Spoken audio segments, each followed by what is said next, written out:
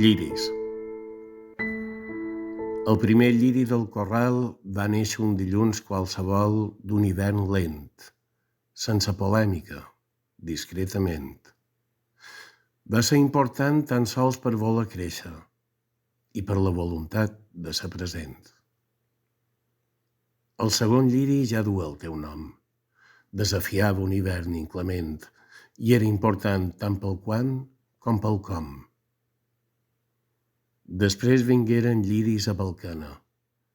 Un és un ventre, l'altre és una esquena i entre tots sumen el teu esquelet.